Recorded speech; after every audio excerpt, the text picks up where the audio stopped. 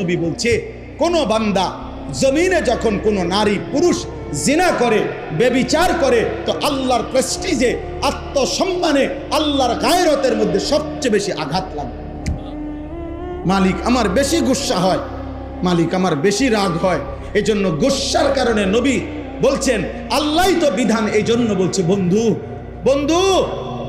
ওই জিনা করলো, ও ব্যভিচার করলো আমার জমিনে, ওরে খাওয়াইলাম আমি, ওরে পড়াইলাম আমি, এত বড় কায়নাত দিয়ে আমি তাকে লালন পালন করছি, ওরে আমি বলছি তার জন্য আমি হালাল বিবাহের ব্যবস্থা রাখছি, ওরে আমি বলছি তার স্ত্রী আমি ব্যবস্থা করেছি, ওর যৌন চাহিদা আমি আল্লাহ দিয়েছি, ওই নারী আমি সৃষ্টি করেছি, এই পুরুষ আমি সৃষ্টি করেছি, শাহওয়াত আমি সৃষ্টি করেছি, লজ্জাস্থানের চাহিদা আমি সৃষ্টি করেছি, এত কিছু আমার দেওয়া, ও আমার জমিনে আমার দেওয়া জিনিস পেয়ে নাফরমানি করলো। আল্লাহর নবীকে আল্লাহ